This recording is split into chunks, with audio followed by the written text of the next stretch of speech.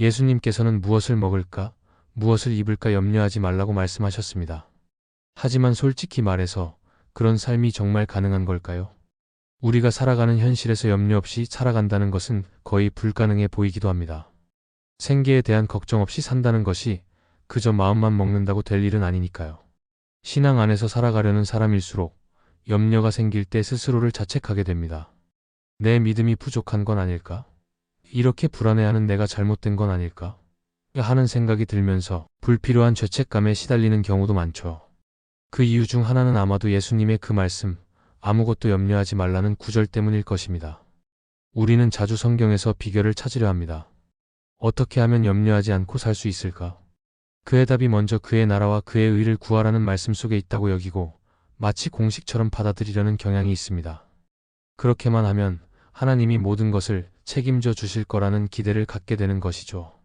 예를 들어 히스기야 왕이 병에서 나았다는 기록을 보면 우리는 그가 어떻게 회복되었는지에 집중합니다.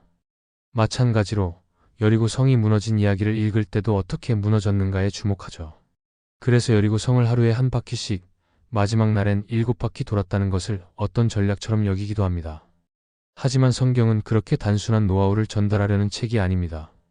여리고 성이 무너진 사건은 전략의 문제가 아니라 순종의 문제였습니다. 그 사건은 단 한 번 하나님의 특별한 뜻과 방식 안에서 일어난 일이었죠. 우리가 그것을 공식처럼 반복한다고 해서 똑같은 결과가 나오는 것이 아닙니다.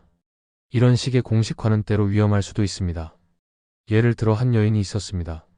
시장통에서 행상을 하며 어렵게 살았지만 언젠가는 가게를 갖는 것이 그녀의 꿈이었습니다. 그러던 중 그녀는 부흥회에서 하나님은 셋방에 사시는데 교인들은 좋은 집에 산다는 설교자의 말을 듣고 감동을 받아 모아둔 전 재산을 교회 건축 헌금으로 드립니다. 먼저 하나님의 나라를 구하면 모든 것을 더하시리라는 믿음으로 말이죠. 보통 이런 간증은 기적 같은 반전으로 마무리됩니다. 예를 들어 뜻밖의 유산을 받았다든지 누군가 가게를 선물했다든지 하는 식이죠. 물론 그런 결과가 실제로 있었다면 그것 자체는 비난받을 일이 아닙니다. 다만 그런 경험을 일반화하고 다른 사람에게도 똑같은 방식으로 적용하려는 태도는 경계할 필요가 있습니다. 이처럼 신앙의 특별한 경험이 공식이 되어버리면 문제가 됩니다. 내가 이렇게 했더니 하나님이 복 주셨다는 말이 당신도 이렇게 하면 복 받는다는 권면으로 바뀌는 순간 그 간증은 단순한 이야기를 넘어서 기준이 되어버리기 때문입니다. 또 하나의 문제는 우리가 종종 신앙을 성과 속으로 구분하려 한다는 것입니다. 교회와 관련된 일은 거룩하고 일상에서의 경제적 활동이나 세상 일은 덜 거룩하다고 느끼는 것이죠. 그래서 먼저 그의 나라를 구하라는 말씀을 곧바로 먼저 교회 봉사를 하라, 먼저 헌금하라는 뜻으로 해석하기도 합니다. 그러나 그런 이원적인 사고는 복음이 말하는 삶의 방식과는 거리가 있습니다. 예수님께서 말씀하신 염려하지 말라는 뜻은 아무것도 준비하지 말고 무책임하게 살라는 의미가 아닙니다. 오히려 우리 삶의 중심을 어디에 두고 살아갈 것인가에 대한 질문이라고 볼 수 있습니다. 예수님은 들의 백합화와 공중의 새를 예로 들며 하나님의 섭리를 설명하셨습니다. 그들은 스스로 무엇을 이루지 않아도 하나님이 돌보신다는 것이죠. 중요한 건 염려하지 말라는 말씀이 아무 노력도 하지 말라는 뜻이 아니라는 점입니다. 이 말씀을 제대로 이해하기 위해서는 먼저 이 말씀이 무엇을 의미하지 않는가를 살펴볼 필요가 있습니다. 그래야 이 말씀이 진짜 전하고자 하는 의미가 더 잘 보일 것입니다. 우리가 이 말씀을 이해할 때 먼저 분명히 짚고 넘어가야 할 것은 예수님께서 아무것도 염려하지 말라 하신 그 말씀이 결코 책임을 방기하라는 뜻은 아니라는 점입니다. 많은 이들의 걱정은 사실 게으름이나 무책임함에서 나오는 것이 아니라 책임감에서 비롯된 고민입니다. 가족을 돌보고 미래를 대비하며 오늘 하루를 성실히 살아가려는 마음이 오히려 염려를 낳는 것이죠.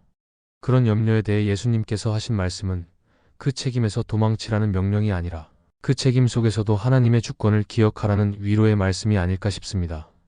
마태복음 6장을 자세히 들여다보면 염려에 대한 주님의 말씀은 단순히 개인의 불안, 심리를 다루는 것이 아닙니다. 사실 이 말씀은 외식, 곧 겉으로 보이기 위한 신앙 행위와 밀접하게 연결되어 있습니다. 예수님은 앞서 기도, 금식, 구제라는 유대인의 대표적인 경건 활동에 대해 언급하시며 그 행위들이 하나님을 향한 것이 아니라 사람에게 보이기 위한 것이 되어버린 것을 지적하셨습니다. 주님은 골방에서 기도하라고 하셨고 금식할 때는 머리에 기름을 바르라고 하셨으며 구제할 때는 나팔을 불지 말라고 하셨습니다. 이 말들의 공통된 메시지는 하나입니다. 신앙의 행위는 사람 앞이 아니라 하나님 앞에서 드려져야 한다는 것이죠. 그런데 염려 역시 저는 또 다른 형태의 위선으로 보입니다. 예배당 안에서는 하나님을 전능자라 고백하면서도 정작 생계와 관련된 문제에 있어서는 하나님의 주권을 인정하지 않으려는 모순된 태도가 우리 안에 있을 수 있기 때문입니다. 이것이야말로 교회 안과 밖에서 서로 다른 기준으로 살아가는 신앙과 삶의 이원화된 모습이 아닐까요? 한 청년이 이런 이야기를 했습니다. 자신이 다니는 회사 사장님이 교회에선 장로인데 직장에서는 너무 인색하고 무정하다는 겁니다. 교회에선 누구보다 온유하고 자상한데 회사에서는 전혀 다른 모습이라는 거죠. 그 청년은 그 장로님을 위선자라고 여겼습니다. 그런데 저는 이렇게 말해 주었습니다. 그건 위선이라기보다는 신학적 방향 설정의 문제일 수 있다고요. 어쩌면 그 장로님은 교회에서는 하나님의 성품을 닮아야 한다고 진심으로 믿고 직장에서는 생존과 경쟁의 원리가 우선된다고 여기는 것일 수 있습니다. 그렇게 교회는 이렇게, 직장은 저렇게 살아가는 이중적인 삶의 기준은 결국 하나님을 삶 전체의 주인으로 믿지 못하는 세계관에서 비롯된 것입니다. 예수님께서 무엇을 먹을까, 무엇을 입을까, 염려하지 말라고 하신 말씀은 단순히 염려라는 감정 자체를 금지하신 게 아닙니다. 오히려 그 말씀은 먹고 마시는 문제조차 하나님의 손 안에 있다는 믿음으로 살아가야 한다는 점을 강조하신 것이지요. 우리가 이 말씀을 자꾸 율법처럼 지켜야 할 명령처럼 들으려는 경향이 있지만 사실 이 말씀은 명령이 아니라 위로로 들어야 합니다. 염려하지 마는 책망이 아니라 염려가 있지만 내가 너와 함께하니 두려워하지 마라는 하나님의 부드러운 초대라는 것이죠. 존 번연의 철로 역정에는 이런 장면이 나옵니다. 지친 순례자가 아름다운 정원이 보이는 집 앞을 지나가다 쉬고 싶어 합니다. 그런데 문 앞에 무서운 사자가 있어 들어가기를 주저합니다. 정원 안에서 정원지기가 말합니다. 걱정하지 마십시오. 사자는 묶여 있습니다. 하지만 순례자는 쉽게 다가서지 못합니다. 사자가 묶여 있다는 걸 머리로는 알지만 두려움은 여전히 발을 붙잡고 있기 때문입니다. 이 모습이 바로 우리의 모습일지 모릅니다. 우리는 하나님의 약속을 알고 있고 주님이 모든 것을 주관하신다는 것도 압니다. 하지만 여전히 현실 앞에 주저하고 두려워합니다. 그래서 주님은 반복해서 말씀하십니다. 염려하지 마라. 두려워하지 마라. 내가 너와 함께한다. 그 말은 단순히 우리가 두려워하지 않는 사람이 되어야 한다는 이상을 요구하는 게 아니라 그 두려움 속에서도 한 걸음씩 나아갈 수 있도록 격려해 주시는 말씀입니다. 아무것도 염려하지 말라는 주님의 말씀은 삶의 거센 물결을 모른 채 하는 위로가 아니라 그 모든 것을 알고 계신 분이 해주시는 진짜 현실적인 위로입니다. 그러므로 염려하지 말라는 이 말씀을 어떤 의무처럼 짐으로 받아들이지 마십시오. 오히려 하나님께서 우리를 초대하시고 안아주시는 따뜻한 말씀으로 들으시길 바랍니다. 하늘을 나는 새를 보라고 하셨습니다. 들에 핀 백합화를 보라고 하셨습니다. 누가 그들을 돌보는가? 하나님이 그들을 입히시고 먹이십니다. 그 말은 곧 우리의 삶 속 먹고 사는 문제 역시 하나님의 손 안에 있다는 뜻입니다. 물론 현실은 언제나 무겁고 쉽지 않습니다.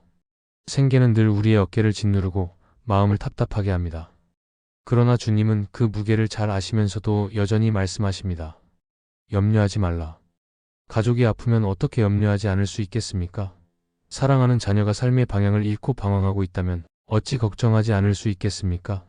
주님은 염려하지 말라고 하시면서도 우리가 왜 염려할 수밖에 없는지를 너무나 잘 알고 계십니다. 그래서 이 말씀은 명령이라기보다 깊은 위로에 가깝습니다. 그래도 나를 기억하라. 너를 다스리는 내가 있다. 너의 삶을 잊지 않는 내가 여전히 함께 있다. 주님은 그렇게 우리에게 말씀하시는 것 아닐까요? 어떤 분들이 저에게 종종 물으십니다. 목사님, 믿음이 뭡니까? 저는 이렇게 답하곤 합니다. 믿음은 모든 것을 제자리에 놓고 바라보는 것입니다. 여러분, 손가락 2개만으로도 세상을 가릴 수 있다는 사실을 아시나요? 두 손가락을 눈앞에 바짝 갖다 대면 세상은 보이지 않고 손가락만 보입니다. 마치 캄캄한 터널 속에 갇힌 것처럼 느껴지죠. 그러나 그 손가락이 커서가 아니라 너무 가까이 있기 때문입니다. 우리의 염려도 마찬가지입니다. 그 문제가 너무 커서 우리를 삼키는 게 아니라 너무 가까이 있어서 하나님이 안 보이는 것이죠. 그래서 믿음이란 그 손가락을 없애버리는 것이 아니라 제자리에 내려놓고 다시 세상을 바라보는 것입니다. 그때 우리는 비로소 하나님의 얼굴을 볼 수 있고 문제 너머에 있는 길을 발견할 수 있습니다. 하나님의 다스리심은 언제나 거기 있습니다. 다만 우리가 염려에 가려보지 못할 뿐입니다. 요즘 세상이 힘들다고 말합니다. 사실 언제나 그랬던 것 같습니다. 인생은 원래 조금은 버거운 여정입니다. 걱정은 늘 있고 불안은 사라지지 않으며 우리의 삶에는 쉬운 날보다 어려운 날이 더 많습니다. 신앙을 가진다고 해서 모든 염려가 사라지는 것은 아닙니다. 오히려 신앙이 있음에도 불구하고 여전히 무겁고 답답한 삶의 현실은 우리를 지치게 만들곤 합니다. 때론 생각하죠. 내가 조금만 더 건강했더라면, 혹은 재정적으로 여유가 있었다면 좀 덜 불안했을까? 그래서 더 강해지기 위해 노력도 합니다. 그러나 아무리 강해지려 애를 써도 인간의 삶은 늘 불확실한 것 투성입니다. 결국 우리에게 필요한 것은 스스로의 강함이 아니라 하나님이 함께 하신다는 확신입니다. 주님께서 염려하지 말라 하신 말씀은 우리가 아무 문제 없이 편하게 살기 때문에 하신 말씀이 아닙니다. 오히려 그 문제 한가운데에 계신 주님이 우리가 주저앉지 않도록 건네시는 격려의 음성입니다. 여러분, 제가 여러분에게 감히 염려하지 마십시오. 괜찮습니다. 라고 말한다면 그건 여러분의 삶의 무게를 모르기 때문이 아닙니다. 오히려 잘 알고 있기에 드리는 말씀입니다.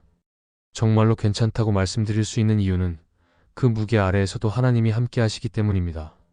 지금 우리가 살아가는 시대는 분명 고단합니다.